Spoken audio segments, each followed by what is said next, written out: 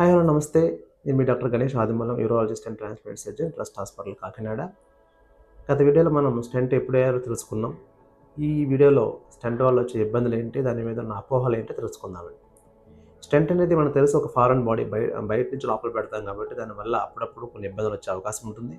ముఖ్యంగా ఏంటంటే stent symptoms అంటాం అనమాట. స్టెంట్ అంటే అది ఈ కింద ఎండ్ అనేది బ్లాడర్‌కి గుచ్చుకోవడం వల్ల యూరిన్ అర్జెంట్ అవ్వడం, యూరిన్ ఎక్కువ సార్లు అవ్వడం, అదేవిధంగా అప్పుడప్పుడు యూరిన్‌లో బ్లడ్ కూడా రావడం జరిగే అవకాశం ఉంటుందండి. అలాగే స్టెంట్ కొన్నిసార్లు స్పాంటేనియస్‌గా బయటికి పాస్ అయిపోవచ్చు. ముఖ్యంగా లేడీస్‌లో బయటికి పాస్ అయిపోవచ్చు. స్టెంట్ ఫారెన్ బాడీ కాబట్టి దీనివల్ల ఇన్ఫెక్షన్ వచ్చే అవకాశం ఉంది. ఎలాగైతే ఇన్ఫెక్షన్ తగ్గించడానికి స్టెంట్ పెడతామో అప్పుడప్పుడు స్టెంట్ వల్ల కూడా ఇన్ఫెక్షన్ రావచ్చనమాట. అందుకే దాని పని అయిపోయిన తర్వాత తీసుకోవాల్సొస్తుంది. ముఖ్యంగా స్టెంట్ అనేది 2 రకాలు ఉంటుందండి. నార్మల్‌గా వేసే స్టెంట్ ఒక 3 మంత్స్ వరకు ఉండొచ్చది.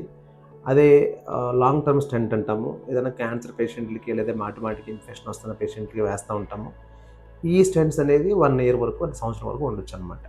ముఖ్యంగా ఈ స్టెంట్ వల్ల వచ్చే మెయిన్ సమస్య మేము భయపడేది ఏంటంటే, స్టెంట్ చాలామంది తీయించుకోవడం మర్చిపోతారు.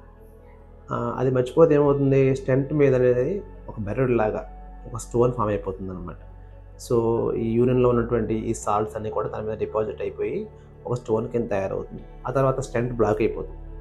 మెల్లగా ఎప్పుడైతే స్టెంట్ బ్లాక్ అయిపోయిందో, ఇలా స్టోన్ తయారవుతుందో, ఇన్ఫెక్షన్‌లు రావడం, లేకపోతే కిడ్నీ పాడవడం జరుగుతా ఉంటదనమాట. అదేవిధంగా ఈ స్టెంట్ మీద వచ్చే స్టోన్స్ ఫాస్ట్‌గా పెరిగిపోయి చాలా పెద్దవైపోతాయి. ఆ తర్వాత స్టెంట్ కూడా చిన్న చిన్న ముక్కల కింద మారిపోయి కిడ్నీలో ఒక ముక్క ఉండిపోతుంది. యూరెటర్‌లో అంటే పైప్‌లో ఒక ముక్క ఉండిపోతుంది.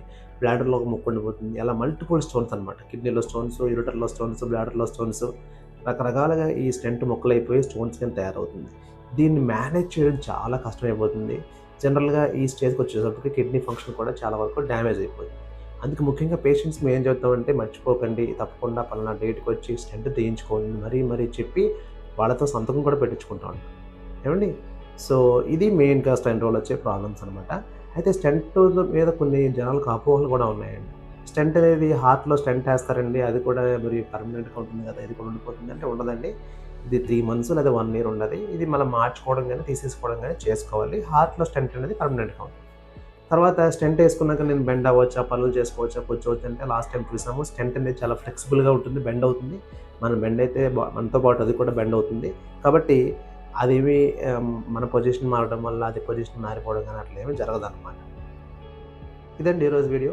మరో మంచి వీడియోతో మళ్ళీ కలుద్దాం. అంతవరకు సెలవు. By by. Take care.